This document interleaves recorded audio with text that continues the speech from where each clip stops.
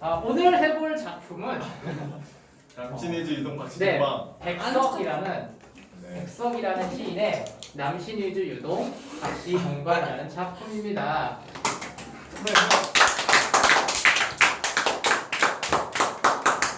몰라, 내 스타일대로 갈게요. 몰라, 나 이런 거 가식 못해.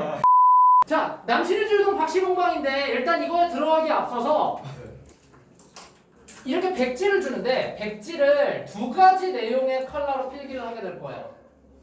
두 가지 내용이요. 뭐? 결국 현대시에서 물어볼 건 두 가지밖에 없는 거야. 뭐랑 뭐? 내용상의 특징이랑 형식상의 특징이에요. 제가 평상시 수업 때도 마찬가지예요. 평상시 수업 때도 본문에 대한 건 주로 흰색으로 씁니다. 그리고 내용상의 특징 관련된 건 노란색을 쓰고요.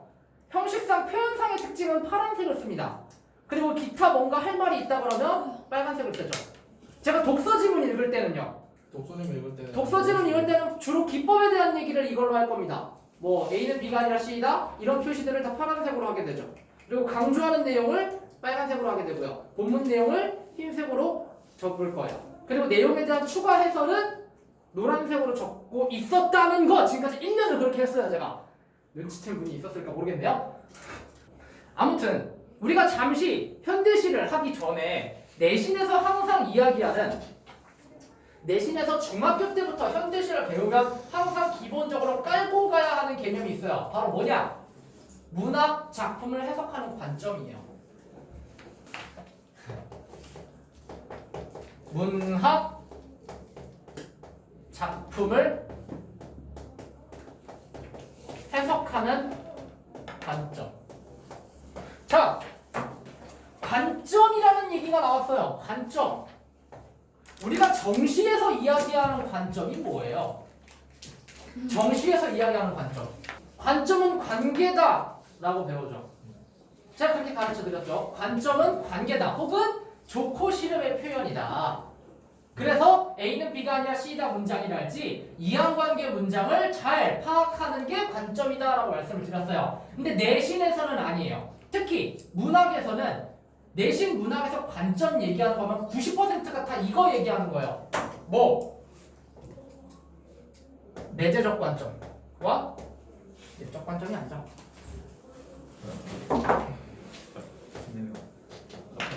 내재적 관점이랑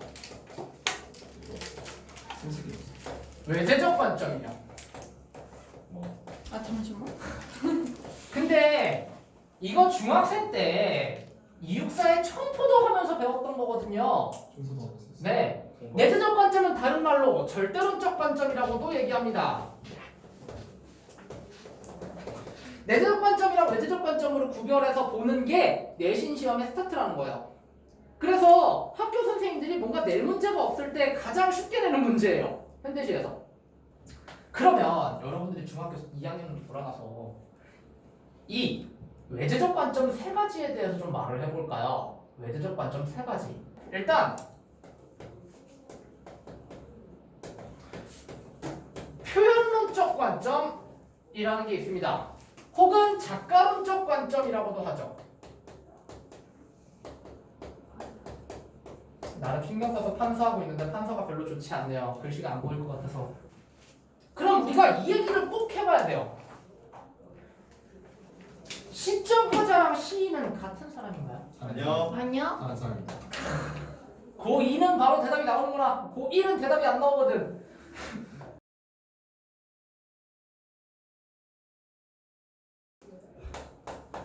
죄송합니다. 시적 화자와 시인은 다르다는 거예요.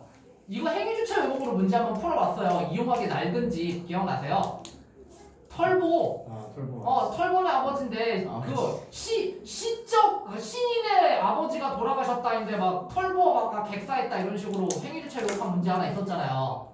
그렇게 시적 화자랑 시인은 다릅니다. 그런데 우리는 이거에 주목해 볼 필요가 있어요. 정말 다를까? 정말 아예 그냥 소설처럼 완벽하게 다른 페르소나를 가진, 완벽하게 다른 아이덴티티를 가진 시적 화자가 등장할까? 그럴 수도 있고 아닐 수도 있죠. 이걸 대학교에서는 시적 자기반영성이라고 해요. 자기반영성. 개념이에요. 이거 대학원에서 하는 건데 알아만 주시면 돼요. 자기 반영성. 특히 시가 자기 반영성이 강하게 드러나는 작품이에요. 설마 1%도 영향을 안 미쳤을까? 시 거기서 출발하는 시적 관점인 거죠. 못해도 그렇지 않겠느냐 하는 거지. 두 번째, 반영론적 관점이죠. 반영론적 관점. 뭐 다른 말로 시대론적 관점이라고도 합니다. 그 작가가 태어난 시대가 영향을 안 미쳤겠냐는 거야. 그 어느 날 보국물 나오면서 해서 김수영이 분노하는 이유가 단지 그냥 그거일 뿐일까? 아니요. 라고 의심해보는 거죠. 세 번째, 독자가 어떻게 받아들이느냐에 따라서 시는 다 달라진다는 거야. 효, 용, 론, 적, 관점 혹은 수용론적 관점이라고도 하죠. 독자가 어떻게 느끼느냐는 거지. 독자가 어떻게 공감하냐는 거지. 독자의 인생이 어떻게 됐길래 이 시를 이렇게 해석하는 건가? 라고 보는 방법이에요. 이게 문학작품을 해석하는 관점이라고 하는데 그래놓고 볼게요. 좀 재밌대가리 없는 이야기였는데 앞으로 더 재밌대가리 없는 이야기를 하기 위해서 밑밥을 깔아놓은 거예요. 요약하자면 뭐야? 앞으로 할 내신 대비 4주가 재미없을 거라는 거예요. 졸지 말라는 거야. 재미없으니까. 남신의 주 유동 박시봉방입니다. 백석 시인이고요. 먼저 표현론의 관점에서 좀 살펴봅시다. 백석에 대해서 좀 살펴볼게요. 이 아저씨가 어떤 아저씨냐? 오만 사람이에요. 제가 고등학생 때 백석에 푹 빠져갖고 아주 그냥 대학생 때까지 백석 정신에 푹 빠져갖고 아주 그냥 미처 헤어나오지 못했습니다. 이 백석이라는 시인에 대해서 조금 더 알아보도록 할게요. 이 백석은 이번 주 온라인 강의, 제가 화요일에 했던 온라인 강의를 들어보신 분이라면 제가 백석에 대해서 좀 설명을 했을 거예요. 그 위키백과에 들어가서 백석의 삶에 대해서 조금 설명을 해드렸을 거예요. 그 강의를 보신 분이라면 아마 좀 더 이해가 편하실 거예요. 백석은 일제강점기 시대 사람이에요. 일단 반영론적인 관점에서 이 사람은 일제강점기 시인이라는 겁니다.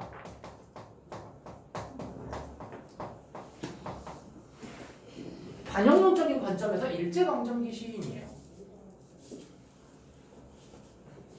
물론 일제강점기 이후에 해방되고 나서도 살아 있었지만 그런데 그 이후의 작품은 우리가 볼 방법이 없어요. 왜? 이분은 월북 작가시거든요. 북한에서 살았어요. 근데 의도가 좀 달랐어요. 백석은 공산주의 하면서 북쪽으로 올라가신 게 아니라 그냥 고향이 북쪽이에요. 고향이 평안도십니다. 그래서 일제강점기 시인이고 평안도 출신이라는 두 가지 백석의 특징이 있어요. 이 두 가지 특징으로부터 알아낼 수 있는 게 뭐냐면 일단 우리가 흔히 알고 있는 윤동주, 이육사 느낌의 일제강점기 시인은 아니라는 거예요. 그런 사람은 아니에요. 그냥 혹독하고 외로운 시적 화자가 등장할 뿐이에요. 뭐 일제를 뭐 물리치자 막 이런 저항시 그런 거 썼던 사람 아니에요. 그리고 평안도 출신이기 때문에 북방 사투리를 많이 쓰십니다.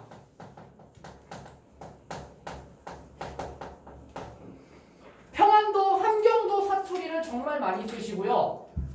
의문의 조어를 굉장히 잘하세요. 여러분들은 이 정도만 알아두시면 될 것 같아요. 자, 그래놓고 그 남신의주 유동 박씨봉방에 대한 이야기를 좀 해보도록 할게요. 일단 우리 그 중학교 문제 풀어봤던 거 기억나요?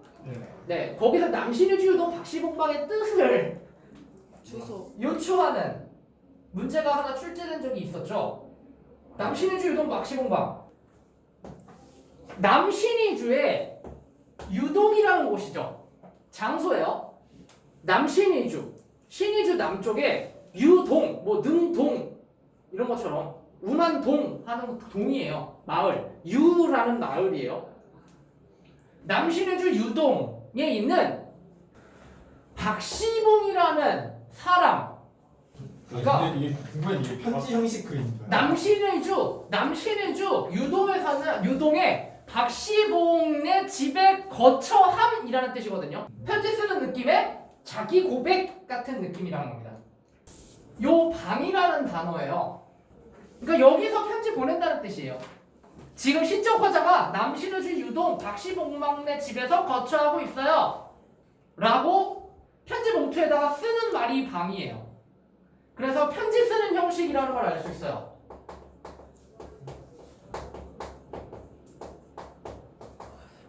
그럼 이게 무슨 효과를 주냐는 거예요. 고백적 어조를 사용할 수 있다는 거죠. 고백적 어조. 그래서 시적 분위기를 고조시켜주는 역할을 한대요. 근데 백석시의 특징이 있어요. 백석시의 특징이 백석은 흰색을 좋아하고 산문체를 좋아해요. 그러니까 마치 산문의 형식을 띠고 있는 듯한 느낌이라는 거예요. 종결 어미를 사용하고 뭐뭐입니다, 뭐뭐인 것입니다, 것이다 뭐 이런 식으로 종결 어미 다를 사용한다거나 주술관계를 맞춰서 표현한다거나 이런 식으로 산문의 특징을 가지고 있는 체를 산문체라고 표현합니다. 그리고 연가리가 없어요. 이 시는. 이거 1년이에요. 자, 그러면 시작해보도록 하겠습니다. 이제 제목 끝났고요. 들어보도록 할게요. 어느 사이에 나라는 시적 화자가 직접 등장하고 있어요. 시적 화자가 직접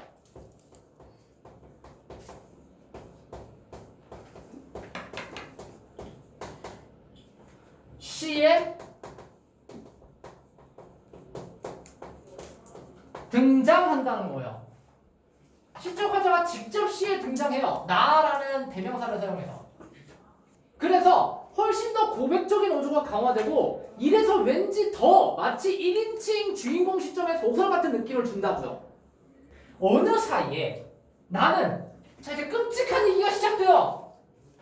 아내도 없고 또 아내와 같이 살던 집도 없어지고 그리고 살뜰한 부모며 동생들과도 멀리 떨어져서 그 어느 바람 새인 쓸쓸한 거리 끝에 헤매이었다. 1행부터 3행.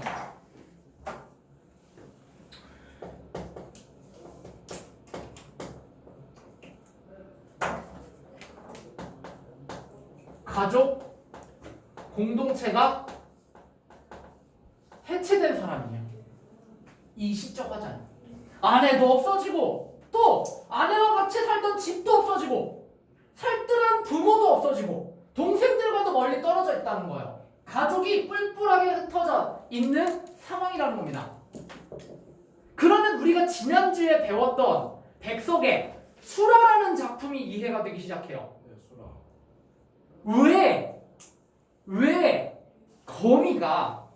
왜 작은 거미 큰 거미가 우리 집에 들어왔을 때 아유 하면서 괜히 서러워져갖고 보드라운 종이에 감싸서 내버렸겠냐고. 이런 시적 화자가 너무도 자주 등장하기 때문이에요. 외로운 시적 화자. 가족 공동체가 해체된 상황. 그래서 수라라는 작품도 같이 기억해두세요. 배웠으니까 수라라는 작품도 같이 기억을 해주세요. 그리고 이 남신의주 유동 박씨봉방이랑 빼놓을 수 없는 단짝이 흰 바람벽이 있었는데 그것도 할 거예요. 이따가 같이 기억을 해두세요. 지금 시적 화자는 이런 불행한 상황이에요. 항상 백석시 화자의 대부분은 늘 이런 식이에요. 유리되어 있고 떨어져 있고 불쌍하고 외롭고 막 극한의 상황에 치밀어 있어요. 자, 그러면 살뜰하니 무슨 뜻일까요? 그러니까 사랑하고 위하는 마음이 자상하고 지극하다라는 거예요. 그러니까 사랑하는 마음이 지극하다. 지극정성이다. 요약하겠습니다. 지극정성이다 라는 뜻이에요. 그럼 이거 감정 느끼는 표현 맞죠? 그럼 밑줄 쳐주세요. 살뜰함.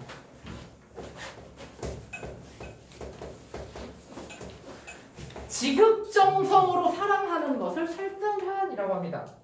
아무튼 그렇게 마음을 다하는 지극정성의 사랑을 해야 할 부모님이 안 계시다고! 반영론적인 관점에서 보면 이게 뭐예요? 일제강점기의 혹독한 서민의 삶인 거죠. 가족 공동체가 해체된 혹독한 삶. 그거 얘기하고 싶었던 거예요.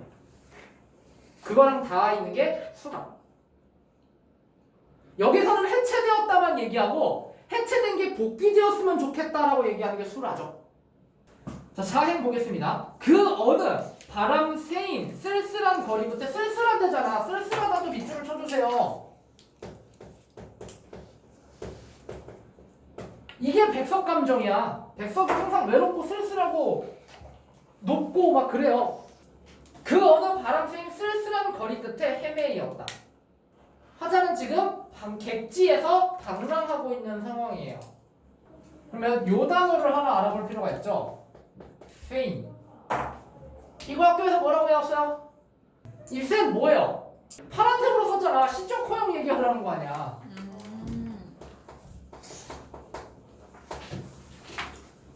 시적 허용이죠. 쓸쓸한 거리 끝에 헤매이었다. 바로 날도 저물어서. 근데 자세히 보시면 백석시에 이 시의 특징이 있어요. 쉼표를 쓴다는 거예요.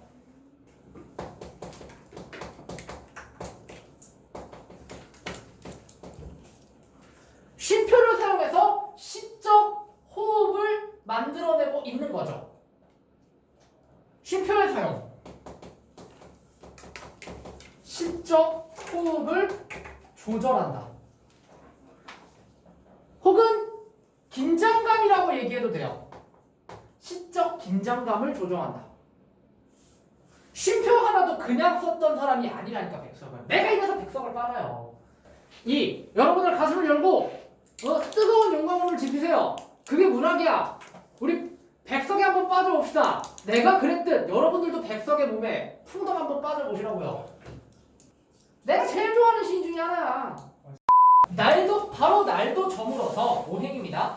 바로 날도 저물어서 바람은 더욱 세게 불고 바람은 더욱 세게 불고 추위는 점점 더 해오는데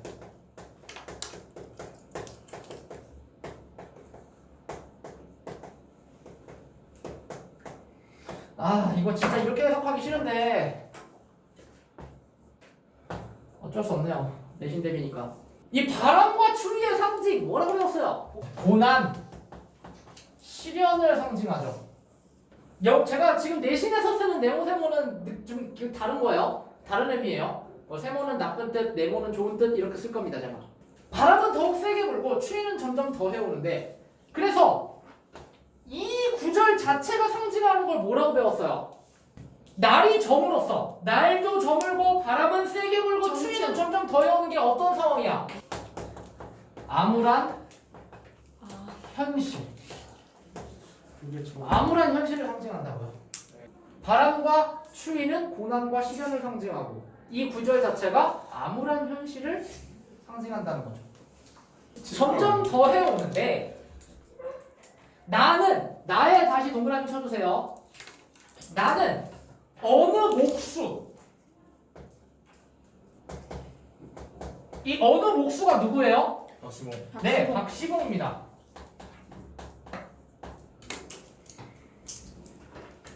어느 목순의 집 헌사슬간 이거 사짜리라고 해서 갈대나 지푸라기를 엮여서 만든 뭐 방석 같은 거예요. 방석이나 카펫 같은 거예요.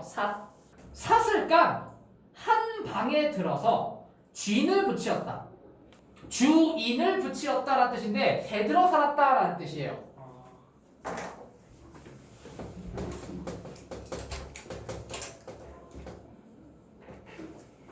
새들어 살았다. 그래서 시 제목이 이렇게 되는 거예요. 그래서 시 제목이 이렇게 박시봉네 집에서 살고 있다가 이 뜻이라고요.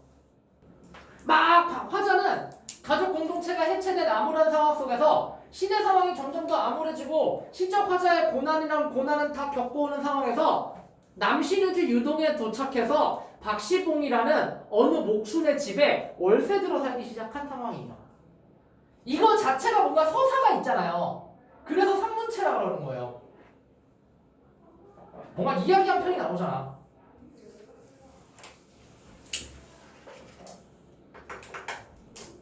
이게 1회부터 8회입니다. 10분 하시고 다음 주 진행하도록 하겠습니다.